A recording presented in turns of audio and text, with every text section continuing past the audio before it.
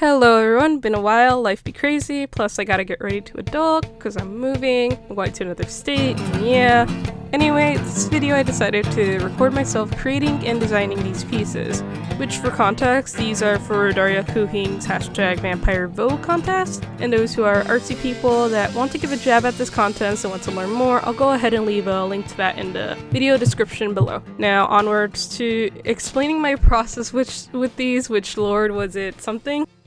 The main challenge of making these designs of these characters is the fact that I had to keep in mind of the following, which is the main three I feel is important when designing these characters, especially for something so specific that is animation. Number one, it's not to be complex for animating, because when you add in too many elements of detail of these characters' designs, it makes it a bit harder for animating and might cause like continuity issues and what have you. And then number two, you have to capture the personality of the character. And number three, it's not to be too simple. One of the main issues would be with simplicity is that you have to find this balance of it's simple but captures the character. Kind of why animators usually do these things where shapes would associate and create these characteristics of characters, such as being very sharp, associating with dangerous, very round, associating with cute and what have you. So I started off doing this by doing Mincy first for this, and she was a challenge. I will tell you, a lot of headaches and what have you. But I didn't really start off with like one design, there was more than one, and I just kept going through and through more and more designs, wondering just what should I do. I just kept messing around saying, should I do a show reference, like other gothic characters' outfits, such as Lydia Dietz from the Beetlejuice cartoon?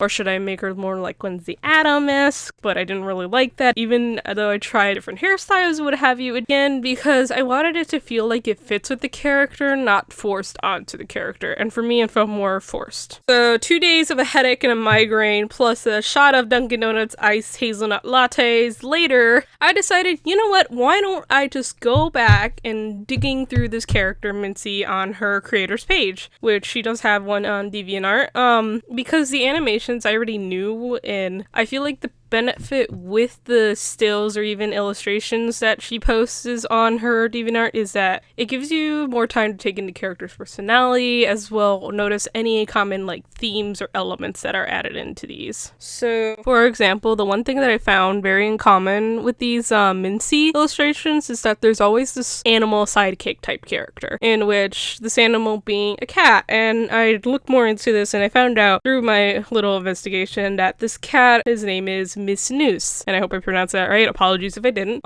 So with this in mind, I help with ideas for designs, and especially seeing how much this character loves this pet, I feel like it's super fitting that the final battle design is based off of this cat. And as well, I find it very fitting, especially because this cat also does not like the character that Mincy doesn't like, which is Duke, the vampire she's up against. And yes, he is in the final battle, I believe. And so I ended up using that as a guide and managed to figure out on look of her. The reasoning behind having the skirt be removable, by the way, is mainly just to give opportunity of comedic or dramatic effects. Instead, is one thing I noticed with Daria's animations is she likes adding in that touches of that. So I thought, why not give her that type of choice? As well, keeping some of the fishnet on this design is mainly as a little nod to the classic clothing that the character would be wearing. And the patterns were once again in correlation of the relationship of the cat Mincy design, because the cat does indeed have stripes and the sort of like diamond shaped pattern going on. Ta-da! We have Mincy's design.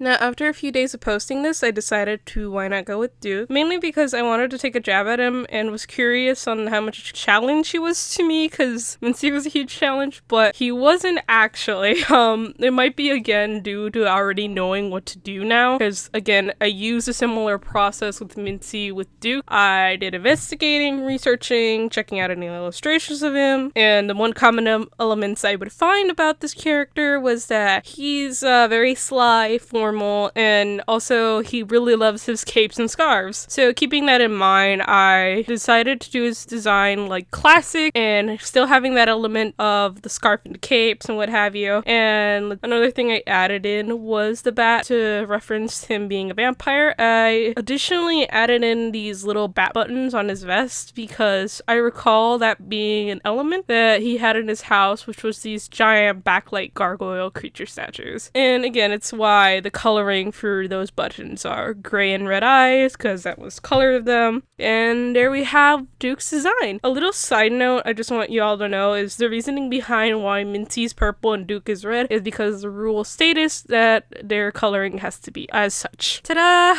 I hope you all enjoy this. I'm gonna try to post more speed drawings and animations once I'm less gunk up from all this moving and such. But anyway, I hope you like, comment, and subscribe, and I'll see y'all in the next video. Bye!